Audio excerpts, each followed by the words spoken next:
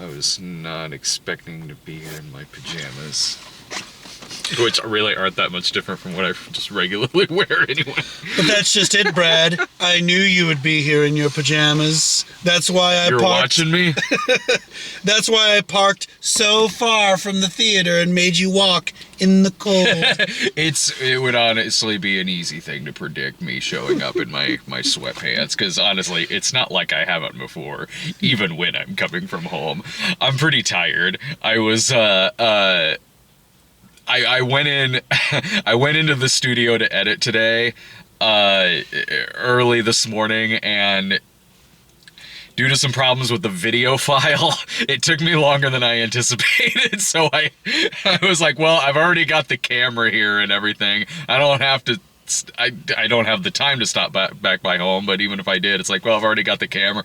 I gotta go to the movie theater, so I just got an Uber to go from there to here, and I'm talking to you, I'm like, yeah, so I'm just coming from work, so I'm still in my pajamas. It's fine. Honestly, that was usually relatively normal when we would go see these things at midnight. That was. I am glad we only have one movie tonight, though, and it was a movie that was under 2 hours. And Guy Ritchie's back with a gangster movie. Ooh. Do you not see a lot of his? I thought sorry. I don't. Then again, I don't know. The thing about Guy Ritchie is I don't really. Does he have like a signature style or something? Yeah, and this is a major throwback to that.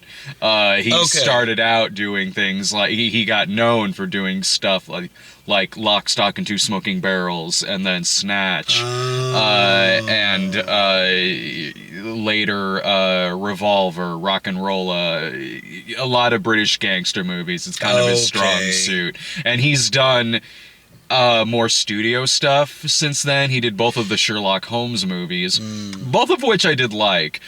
He did Man from U.N.C.L.E. that I liked a lot, because he would still, even though they wouldn't be something like Snatch or Lock, Stock or something like that, you could still see some of his signature style in movies like Sherlock Holmes, whether it was a lot of camera tricks he would use, or a lot of the sense of humor that Man from U.N.C.L.E. had.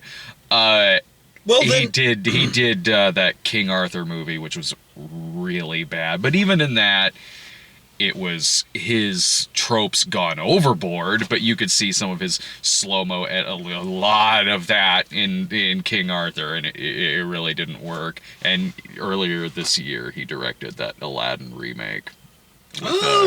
Which is probably the most un-Guy Ritchie movie he's done. Yeah.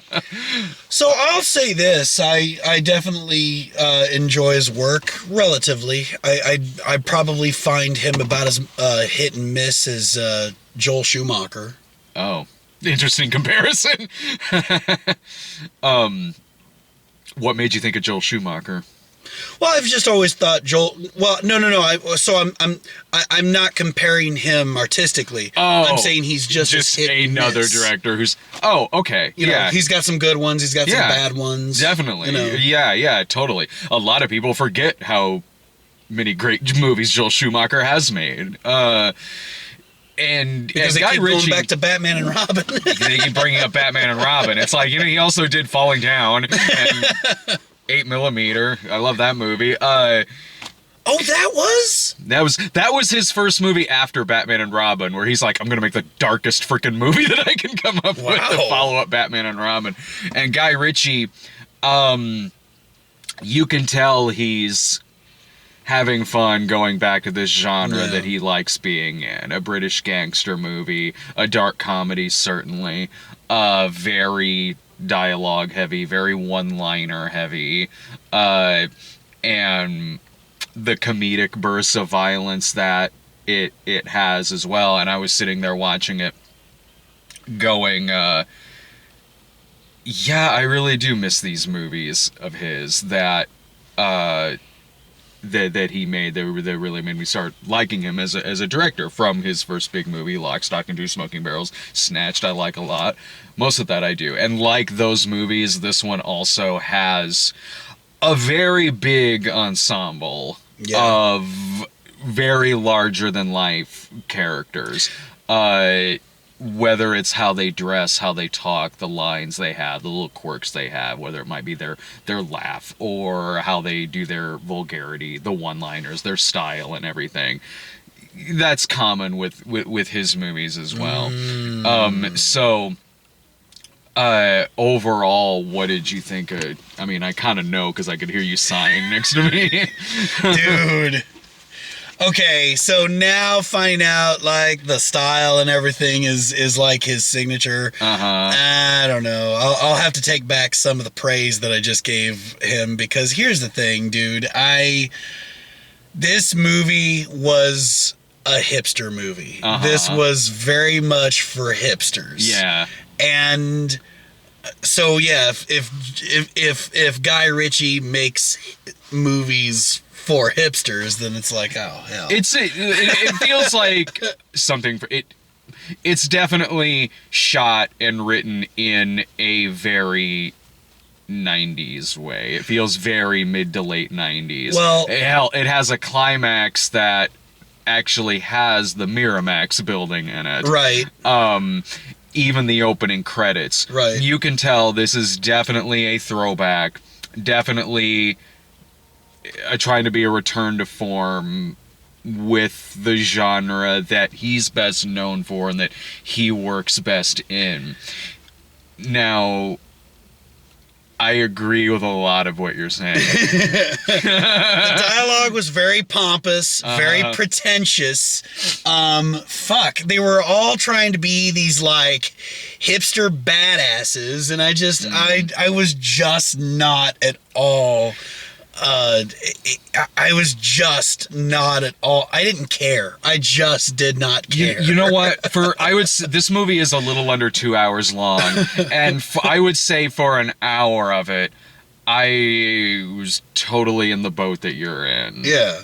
And I say that as someone who really does like Guy Ritchie.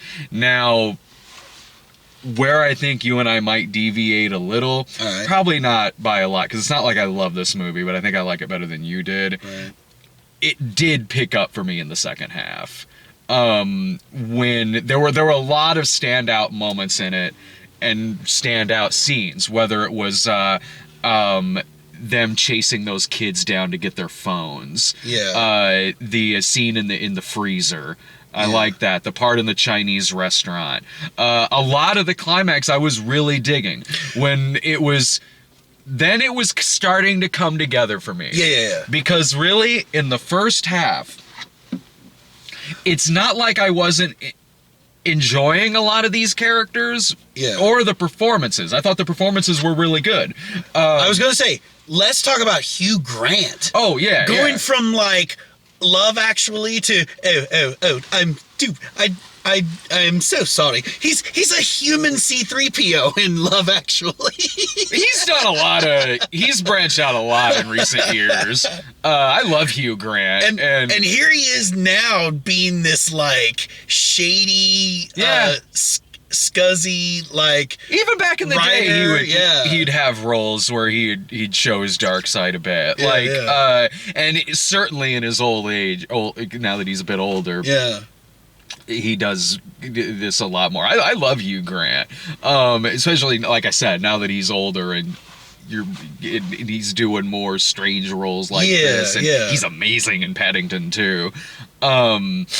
And he's the villain. He's the villain in that. Really? Yeah. He's great. He is great. That's a great movie. This in the first half,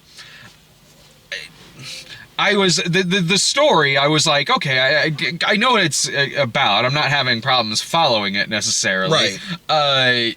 But they sure explained it like you did have a problem with it. So I was enjoying I didn't have a problem with the characters or the performances. I like Matthew McConaughey a lot in this movie, and just Charlie Hunnam I really dig the hell out of in this. Hugh Grant, totally. But in that first hour, I don't know what it was. It was like there is I want to be loving this. I do.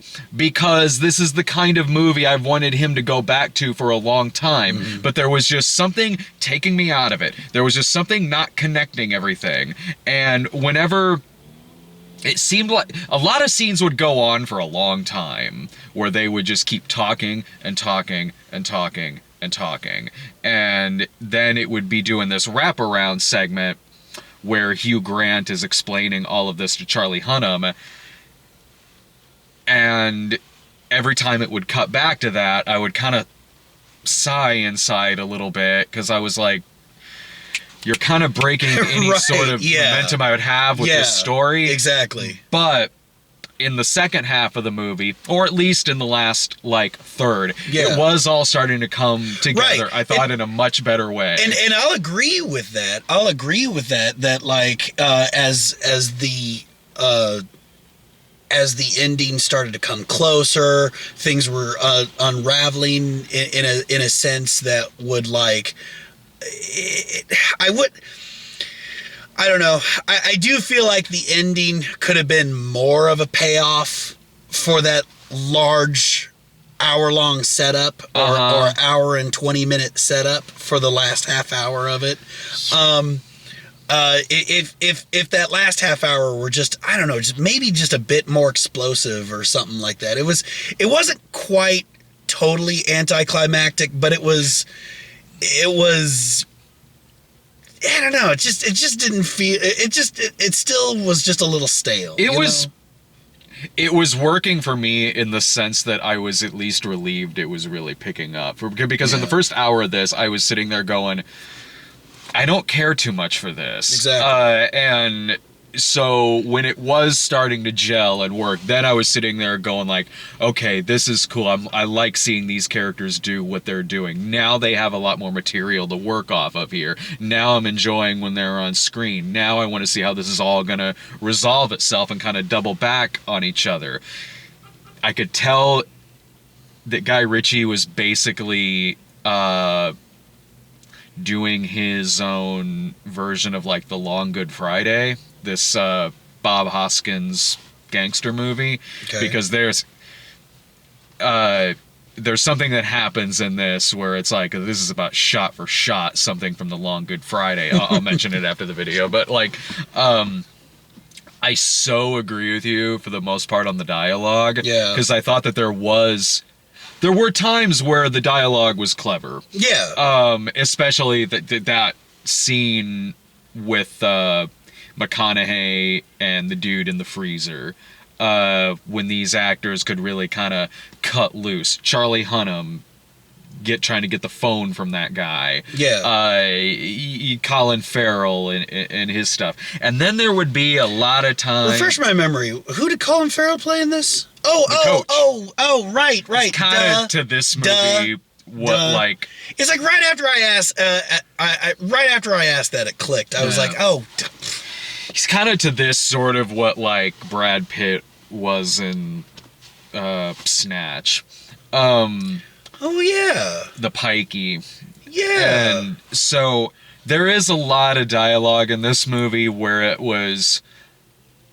And you would see this a lot in the 90s, so maybe that it kind of lends itself to being this kind of throwback, but there is a lot of dialogue in the movie where it feels like just that dialogue that's kind of trying to be too clever for its own good. So a lot of scenes would kind of stop dead for there to be this a little too clever of an exchange, to where it goes into feeling like these characters are just in a movie. And I know they do work movies and scripts and the movie into the plot, into the movie, and it does get meta at times, but there are a lot of moments where it feels less like Guy Ritchie and someone trying to be Guy Ritchie. You'd see this a lot back in the day with either Guy Ritchie or Tarantino, where it's almost too much on the back and forth that don't feel very natural. I just feel like the characters are just they're it's not obviously reading a script. And, it's like there's not a shootout. They're just like dialoguing each other to death. You know what I mean? Right. No, I know exactly. I what you agree mean. with you. So I totally agree with you. I know exactly what you mean, and yeah, you're right. I definitely like that scene when McConaughey and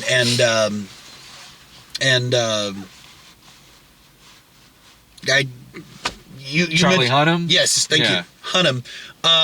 Were like in that doorway talking, just like they were just back and forth, very quickly, back and forth, and it was. And if you isolate a lot of the lines, it's not that they're bad. Yeah. It's like, McConaughey is sitting at the table with Henry Golding, who's great in this movie, and it's fun seeing him play against type because he's usually a romantic lead and stuff.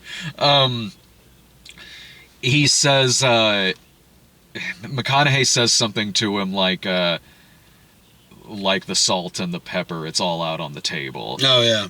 It's not that that's not bad, or it's not that that's bad. It's just when you have so much of things like that, sometimes in the same scene. Right. Oh my God. It's a little much. Oh, okay. I see exactly what you mean now. Because then the editor, there's the tabloid editor. Who used a phrase as he was walking up to like big posters that said the exact same thing that he said. What was it? I like, missed that. It was like Power Powell or something like that. I must have missed that. I forget the phrase, but yeah. He literally like walked up, the camera's on the posters, him walking up and saying the word as it's like plastered there, and it is. It's like, but there were things. Come on, there man. There were touches I liked, like when they would say, when dude was talking about his henchman, and I can't remember the nickname he had for him, but something lobsters, something like that. Yeah, and it had like the something arrows, crabs. It had the arrows pointing at the two guys, like things like that. That's common in a Guy Ritchie movie, and that was pretty clever. I didn't find that pretentious at all, right? Because with those guys just standing there, you weren't sure who they were affiliated with until that popped up, and you're like, oh. Did you really dislike this movie? I did. Yeah, I did. So it never really picked up for you at all? I mean, I'll agree that the end did pick up, but it didn't save it. No. Right. It didn't save it to where like I'm like, oh, suddenly I love this movie. Right. No, the movie does have problems. Right. It really could have been tightened. It could have gone through another pass in the editing room. Or like I said, maybe if the ending was just more, was just bigger. If there was a bigger ending, then maybe I could have been it could have saved it for me. It could have been like, okay, yeah, I'm glad I hung in there, But I didn't have a problem with it. For me, it was in keeping of like a lot of his climaxes. I didn't leave thinking like, oh, I wish the ending was more or anything like that. I left thinking there was some cool stuff in the climax of the movie. Sure. But agreed. As for the problems that I have with the movie, like what did you have? Well, look, like what we've talked about, okay. Like a lot of the pacing, a lot of the wraparound segments, some of the dialogue, things like that. And like I said, in the first half, it was just nothing was really hooking me. Nothing was really connecting to me in the first act or two of the movie. But for me, it picked up enough to where you're like not really in the frame. I am that short. This is your show, Brad. Pay no attention to the man behind the passenger seat. Move, Brad. This is my show now. Hi, everybody. In the early days, I used to be behind the camera holding it for the stupid idea that was.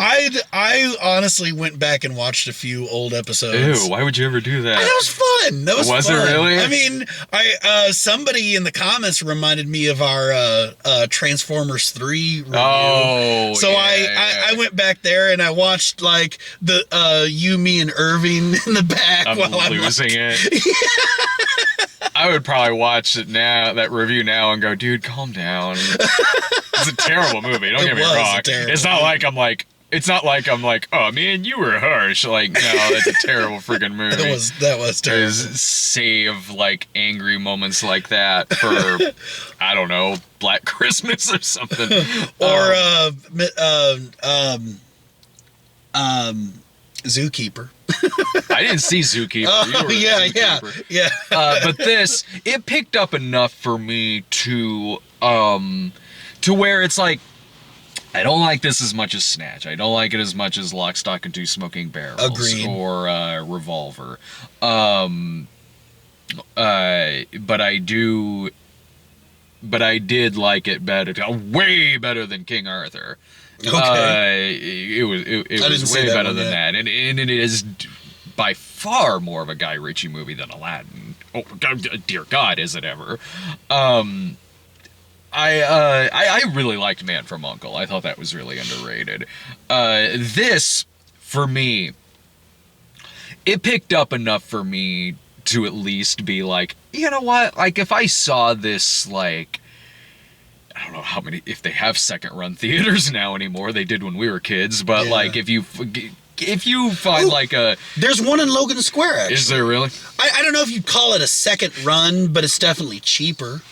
If you found it at that, like, I'd be like, oh yeah, fine, those we're seeing in that regard, or a rental. Oh hell, honestly, come to think of it, just as I say Logan Square, that would be this movie's demographic. Is it really? Oh my God, yeah. There's a reason why Milwaukee Avenue is called the hipster highway. Oh. Yeah, I don't know, like, I don't know if I've ever even been there. You should come visit sometime. I mean, I'll say this. Oh, you hang out there all the time? It's like I go to the theater every day. That's where I live. So you're mad at this movie for being a hipster? Because I don't like hipsters. Do you live there ironically?